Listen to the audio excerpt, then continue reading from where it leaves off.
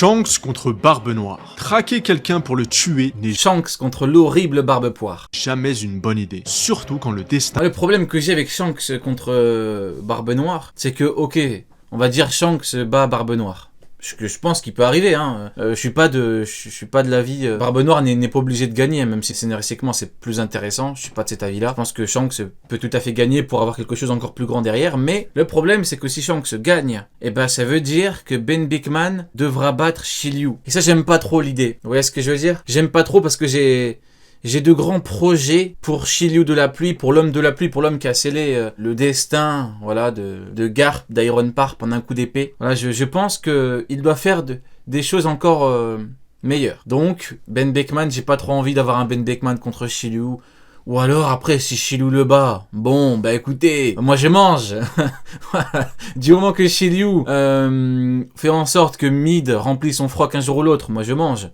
Mais voilà, Ben Beckman contre Shiryu, ça me ferait un peu chier, quoi, voilà.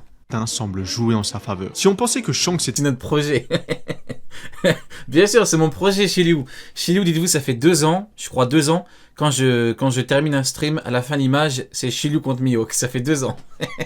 2 ans, j'ai pas changé l'image. Parce que je sais très bien, ça va arriver. Quand ça arrivera, voilà. À chaque fois que je terminerai un live, bah, vous pourrez voir l'image et vous pourrez vous dire, ah ouais, tout était... Ben oui, les mecs, tout était prévu, bien sûr. Comme à chaque fois. Tout était prévu, tout était calculé. Tout est manigancé. Oui, ça arrivera. Il va lui chier dessus. Shiryu de la pisse va lui pisser dessus. Et voilà, et on pourra rire. Voilà. assez lucide et froid, il possède tout de même Mon plus gros investissement. faiblesse, la rancœur. Cette rancœur qui est affichée sur son visage. Voilà, c'est même pas le seul en qui j'ai confiance pour terminer sa carrière, hein, pseudo-carrière. Mais ouais, je sais pas, j'aime bien l'idée. J'aime bien parce qu'en fait, je lui ai fait confiance. J'ai fait confiance à Shiryu. Vous voyez, à un moment, on le voyait en train de préparer sa lame, et je vous ai dit qu'il aiguillait sa lame pour que l'on puisse rire. Je lui ai fait confiance. Effectivement, il a planté Iron Parp, un coup d'épée, et puis fin de carrière pour le rival de Roger, le roi des voleurs. Donc voilà, je pense que ce n'est pas terminé pour lui. Constamment. Cette rancœur qu'il doit forcément voir tous les matins dans le miroir. Je parle bien évidemment de cette cicatrice que lui a laissée Barbe Noire lorsqu'il était plus jeune. À la fin de l'arc Wano, nous avons vu que Shanks était activement à la recherche de Teach. Et étant donné que Shanks n'est ni un marine, ni un grand corsaire ou un membre affilié au gouvernement mondial, Aucune, hormis qu'il a quitté l'île des pirates. que l'on sait aujourd'hui, je ne pense pas qu'il va aller voir Barbe Noire pour juste discuter. Non, si Shanks traque l'empereur des ténèbres, c'est pour le tuer, c'est pour se venger. Se venger de quoi? L'avenir nous le dira. Mais comme je vous l'ai dit plus tôt, traquer un homme qui arrive toujours à s'en sortir, ce n'est pas une bonne idée. Et Shanks a beau être quelqu'un de très intelligent, il y a très peu de chances qu'il parvienne à réaliser cet objectif. Plus que cela, il y a même très peu de chances qu'il s'en sorte vivant. Oui, c'est une théorie populaire, mais beaucoup voient Barbe Noire tuer Shanks de ses propres mains. Et personnellement, cette idée me semble... Après, vous me direz, si Barbe Noire tue Shanks et que Shiryu tue Ben Beckman, que Aokiji tue Lukiru, bah écoutez,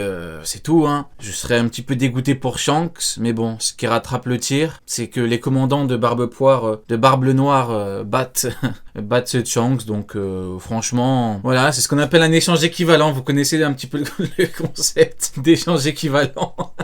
Voilà, bah écoutez, on sacrifie Shanks pour une victoire de Shiryu.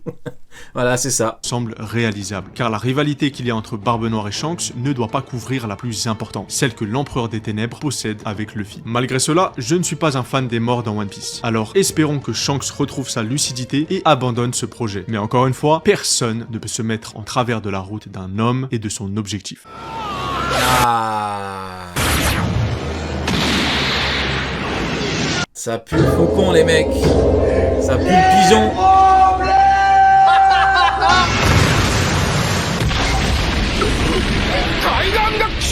Zoro contre Mihawk. Il est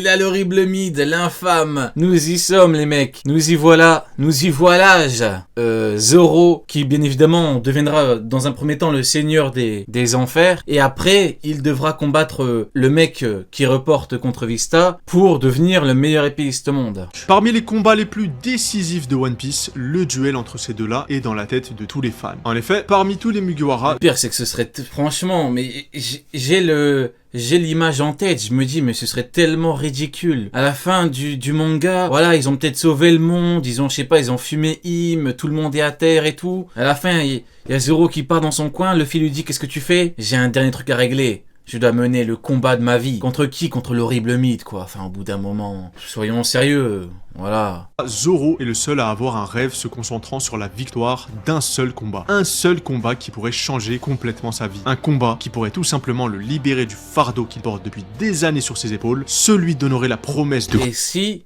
quelqu'un fumait justement Mihawk avant que Zoro ne l'affronte? On n'aurait pas quelque chose de mieux? On n'aurait pas quelque chose de plus fort? Plutôt que ce truc gênant de se dire qu'à la fin, il va partir le voir dans son île.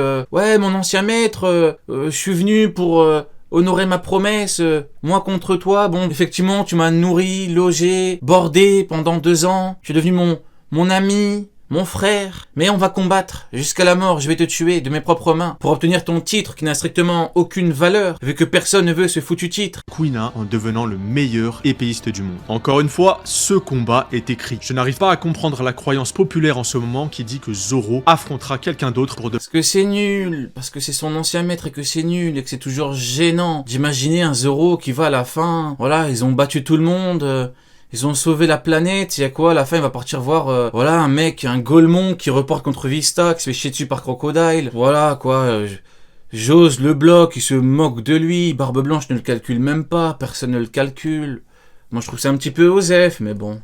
Devenir le meilleur épéiste. Non, Mihawk reste encore un mur infranchissable pour Zoro. Car oui, ce dernier le considère comme un véritable monstre. Mihawk... Ah, comme un véritable monstre, voilà, qui est gentil avec Perona, qui dit à Perona, fais attention à toi, qui achète qui plante un arbre de cacao pour Perona, parce que Perona aime le cacao.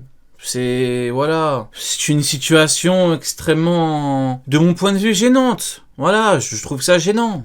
Qui est un personnage très puissant. Jusqu'à aujourd'hui, il n'a pas encore montré tout son potentiel, car pour lui, il est inutile de déployer toute sa force face à des adversaires qu'il considère comme indignes. Une philosophie très intéressante. Oui, mais le problème c'est qu'il considère Vista comme digne, parce il a reconnu Vista, il a dit, oui, je serais fou si je ne te connaissais pas. Il a dit, on va reporter, justement, si tu reportes contre quelqu'un, c'est justement que tu estimes que le mec a de la valeur. Tu reportes pas contre un mec, c'est un clown, quoi. Le mec, tu peux le gifler en 2 claques, c'est quoi l'intérêt de reporter? Tu reportes pas contre un mec, tu peux le gifler en 2 claques, quoi.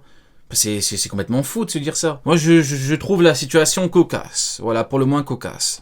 Qui rajoute encore de l'aura à ce personnage. Car oui, jusqu'à son combat contre... Le problème, c'est quoi là, l'aura? C'est ça le problème aussi, c'est de quelle aura parle-t-on? Un mec dont tout le monde se fout, est-ce qu'il a réellement une aura particulière, ce mec? Vous voyez, quand on regarde Rayleigh, vous voyez, Rayleigh, lui, il a une aura. En tant que seigneur des ténèbres, second du roi des pirates, lui, il a une aura. Vous voyez, quand il est arrivé... Rayleigh, quand il arrive quelque part, tu comprends qu'il y a quelque chose, vous voyez. La différence de Mihawk, quand il arrive quelque part, Mihawk, on l'a vu dans un cirque, est-ce qu'on s'est dit, waouh, il y a un truc... Non, le mec, il est mis sur un pied d'égalité. Crocodile, ce sont les 2 chefs, il n'y en a pas un au-dessus de l'autre, voilà. Bon.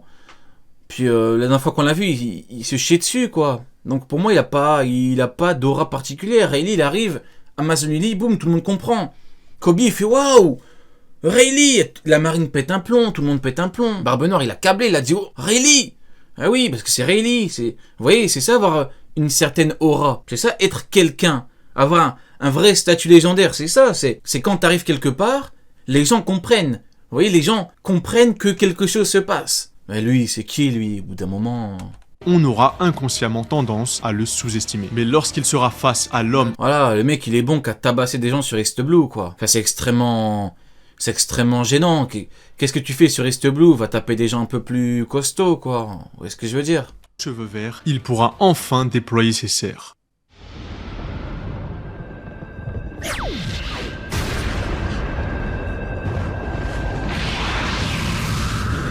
Après, c'est vrai qu'il a les yeux de Im. C'est vrai, j'avais oublié.